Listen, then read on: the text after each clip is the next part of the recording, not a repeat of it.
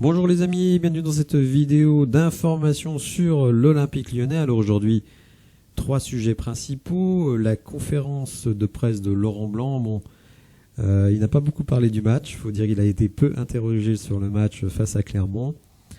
Mais il a parlé notamment de ses discussions avec John Textor. Alors je ne vais pas vous donner de scoop parce qu'il n'en a pas donné lui-même. Mais vous allez voir que je vais vous donner mon ressenti sur ce qu'a dit Laurent Blanc et sa manière de s'exprimer sur le sujet. Deuxième sujet rapide, Juninho. Comme je l'ai dit dans l'onglet communauté, Jérôme Rotten a annoncé hier que Juninho allait revenir à l'Olympique Lyonnais. Alors est-ce que c'était une bouffonnerie de Rotten ou la réalité? Rappelons que Juninho participe à l'émission Rotten sans flamme ou Rotten, enfin je sais plus le titre de l'émission. On écoutera donc ce qu'a dit Jérôme Rotten. Et on terminera par, je sais, je parle beaucoup de thunes cette semaine, mais malheureusement le pognon, ça reste quand même le nerf de la guerre. L'OL a publié des résultats trimestriels. Alors, pas vraiment des résultats, puisque on n'a que les revenus. Évidemment, les revenus, c'est une chose. Ce qui est important aussi, c'est quand même les charges. Parce que vous pouvez avoir tous les revenus que vous voulez. Si les charges sont supérieures, visiblement, vous restez un petit peu dans la mouise. Donc on va regarder ça plutôt en fin de vidéo. Donc commençons par la conférence de presse de Laurent Blanc. Alors qui a été interrogé sur cette semaine un peu folle, qui a vu d'abord l'OL s'imposer 5-4 dans un match où il était mené 4-1, donc un match complètement dingue face à Montpellier. Quelques heures après la fin du match, on apprenait que Jean-Michel Aulas était écarté de la présidence de l'Olympique Lyonnais. Et évidemment, la conférence de presse de John Textor mardi, où il fait des annonces, on va dire, prometteuses. Et 2 jours plus tard, jeudi, donc hier, on apprend que y a des trous dans la trésorerie. Aujourd'hui, on apprend que il va falloir que Textor procède à l'OPA des titres qui sont encore dans le domaine privé. Tout ça décrit quand même un climat un petit peu particulier. Alors Laurent Blanc n'a pas été interrogé sur les problèmes financiers, mais donc il a été interrogé sur l'évolution du club. Et là, il a employé quand même des mots assez forts que je vais vous relater. Alors il a dit effectivement que ces événements avaient un impact sur le groupe, tout en précisant que cet impact était extrêmement difficile à mesurer, ça peut se comprendre. Forcément, les joueurs sont concernés, puisque c'est quand même leur patron et quelqu'un qu'ils ont connu depuis qu'ils sont tout jeunes qui s'en va. Mais bon, est-ce que ça va avoir un effet négatif sur leur attitude lors du prochain match, ou est-ce que en professionnel ils vont savoir passer outre et aller chercher la 5e place? On n'a pas notre sort entre nos mains, puisque il va falloir des faux pas de Lille et de Rennes. Mais bon, Lille a un calendrier assez compliqué, avec notamment des matchs contre Marseille et Monaco. Même si parfois on gagne des points là où on n'imaginait pas les gagner, et on les perd là où on n'imaginait pas les perdre. Bon, en tout cas, nous, il faut qu'on se focalise évidemment sur ce que l'on a à faire. Donc pour Laurent Blanc, là, il y a un impact sans doute, mais il est difficile à quantifier. Alors il a été interrogé sur son cas personnel, puisqu'effectivement un changement d'organisation sportive à la tête du club pourrait peut-être entraîner un changement d'entraîneur. Et c'est là où je pense que chacun aura sa propre vision. Alors peut-être n'avez-vous pas Wellplay, vous ne pouvez pas revoir ce passage de la conférence de presse.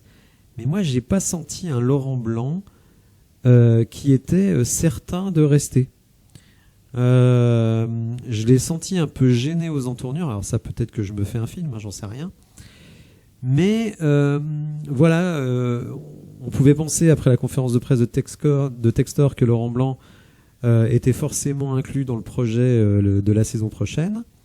Alors certes, il a dit le mercato, on y travaille déjà, même s'il n'y avait pas eu de réorganisation, on savait à peu près où on allait aller, mais il a bien précisé que on ne sait pas si les idées qui sont sur le papier actuellement avec la cellule de recrutement seront gardées ou abandonnées. Il a parlé effectivement du fait qu'il avait eu donc un dîner avec Monsieur Textor, qu'il parlait assez souvent avec lui. Mais je sais pas, moi personnellement, je n'ai pas senti que Laurent Blanc était certain de rester et qu'il avait été particulièrement emballé par le discours de Textor. Donc je sais pas, si vous avez eu l'occasion de voir la conférence, n'hésitez pas à me dire dans les commentaires comment vous l'avez ressenti. Peut-être que je me trompe totalement, parfois on surinterprète des choses. Mais voilà, en tout cas, bon, moi j'ai toujours pensé qu'il n'était pas certain que Laurent Blanc soit là la saison prochaine, même si on était resté avec Aulas, etc. Tout simplement parce que je pense que Laurent Blanc peut partir de lui-même. Et c'est vrai que je l'ai jamais senti très heureux à Lyon. S'il continue une deuxième partie de saison aussi bonne, il aura forcément des propositions. Et je suis pas certain que l'OL soit sa première priorité. On verra. Peut-être que je me trompe totalement, hein, mais en tout cas c'est comme ça que moi je l'ai ressenti. Alors Laurent Blanc le dit, il y aura beaucoup de décisions à prendre, de choses à trancher, et surtout il a demandé à Monsieur Textor que quelles que soient les décisions, qu'elles n'impactent pas tellement le groupe d'ici la fin de la saison, parce qu'il y a encore un objectif de la 5e place à aller chercher, et il ne voudrait pas que des annonces viennent perturber la tranquillité du vestiaire. Alors moi, forcément, je fais le lien. Quel est l'événement qui pourrait le plus perturber le vestiaire que le départ de l'entraîneur ?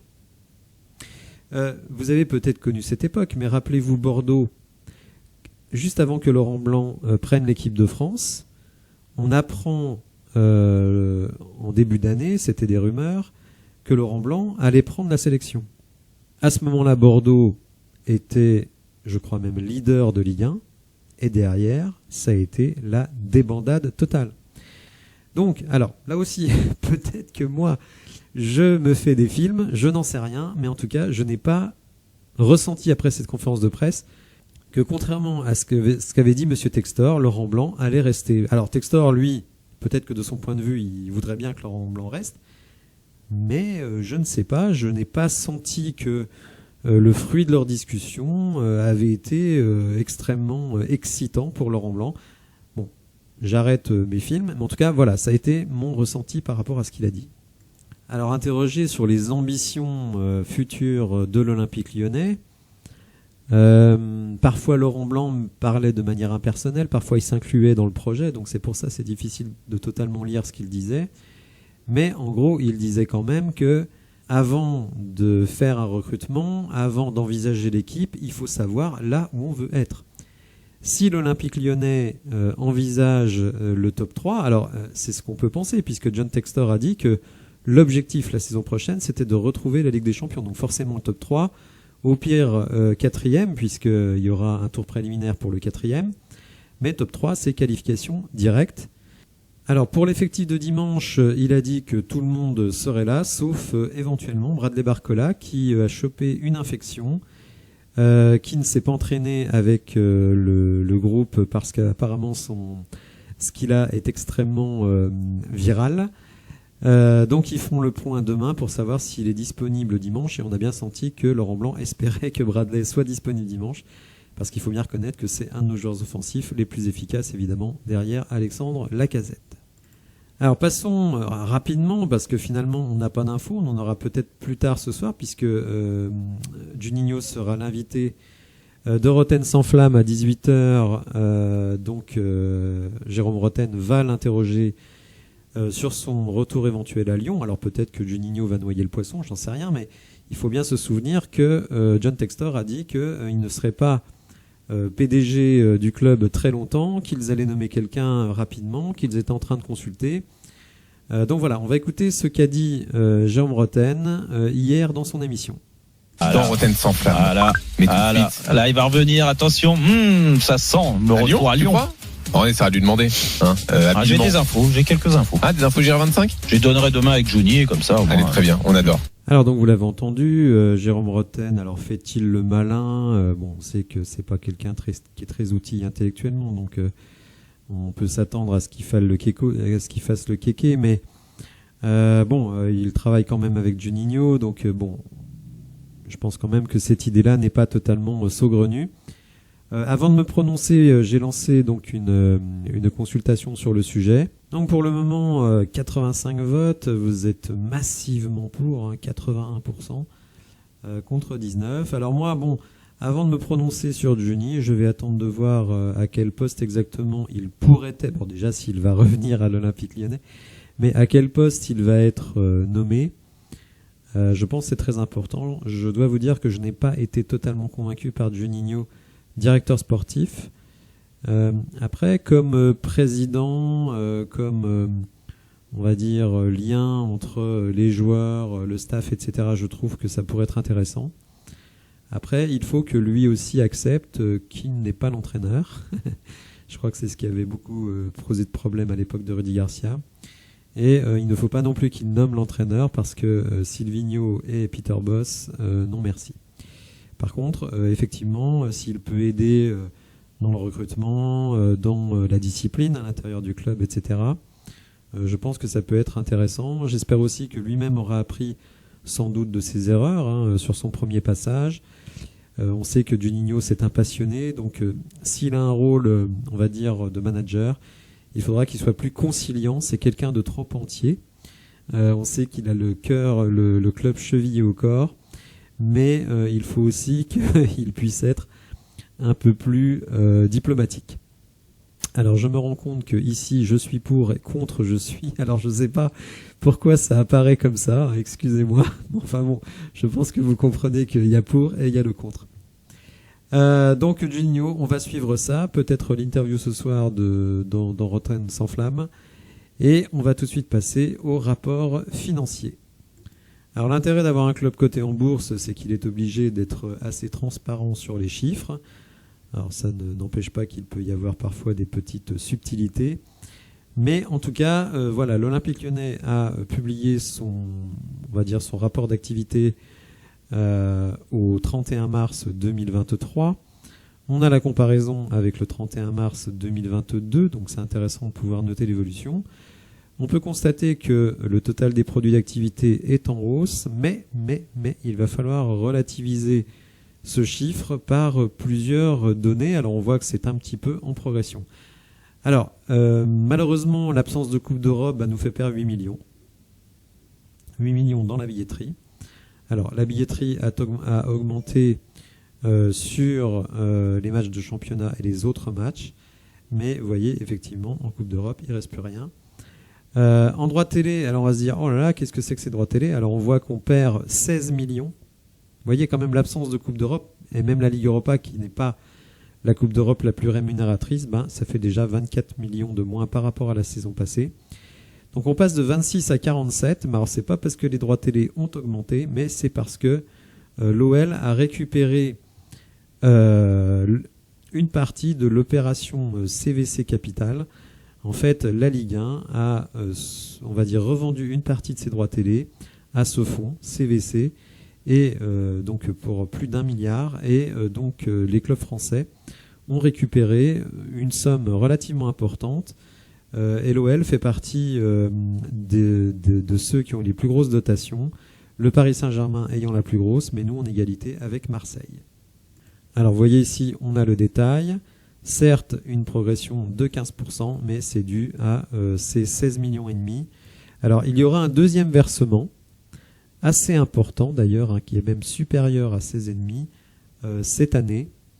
Donc ça aussi, c'est une bonne nouvelle pour l'Olympique Lyonnais. On remonte donc dans les trucs, mais vous voyez quand même que l'absence de Coupe d'Europe, elle est hyper pénalisante. Vraiment, on passe de 24 à peine 2. Franchement, ça, c'est un énorme manque à gagner.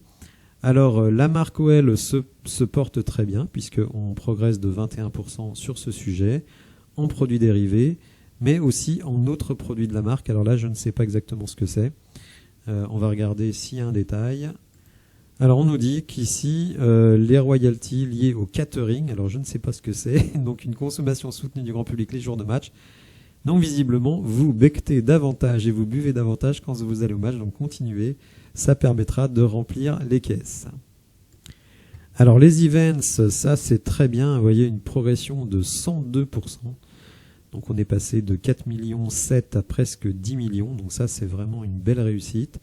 On voit que ce qui a beaucoup progressé, ce sont les séminaires et les visites, et les grands événements, alors eux, vraiment une très très grande progression. Donc ça, c'est vraiment les effets du grand stade et d'être propriétaire de son stade.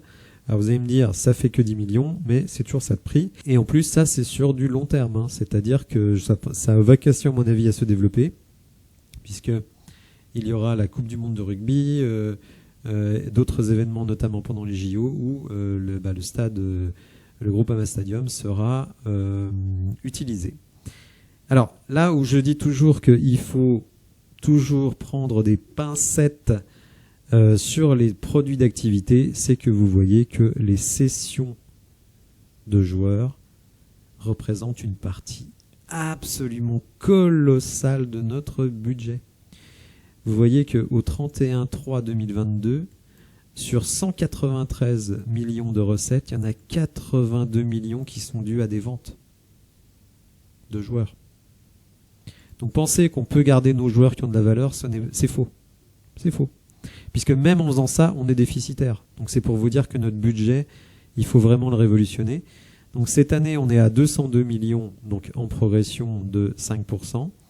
Mais, encore une fois, presque 78 millions de ventes de joueurs. Donc comprenez bien que si on ne vend pas nos joueurs qui ont de la valeur, la machine s'écroule.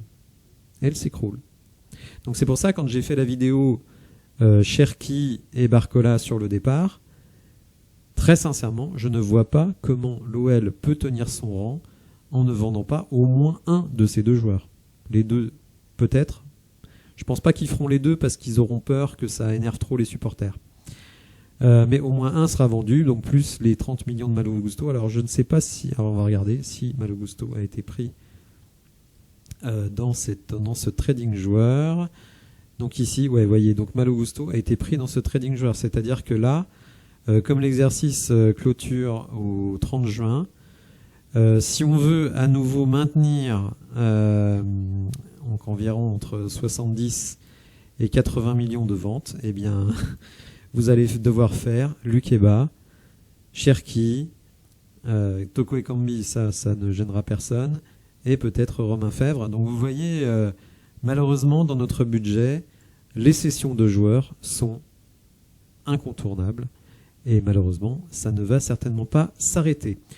Voilà, j'espère que tout ça vous a intéressé. Alors donc ici, on n'a pas les charges, donc on ne sait pas le déficit. Là, il faudra attendre la clôture de l'exercice du 30 juin. Mais bon, vous voyez que ces chiffres quand même sont à relativiser parce que certes 202, mais dans les 202, vous avez 16 millions de la cession de CVC et vous avez 78 millions de cession de joueurs. Donc si on enlève ces deux chiffres-là, eh ben vous êtes à 100 millions. Allez, 110. Je vous fais un prix. Voilà, donc si vous avez apprécié la vidéo, n'hésitez pas à la liker, continuez à vous abonner. Et oui, vous êtes très nombreux ces derniers temps à vous abonner. Franchement, vous pouvez pas savoir à quel point c'est motivant pour moi. Et je vous dis à bientôt pour de nouvelles infos. Merci, au revoir.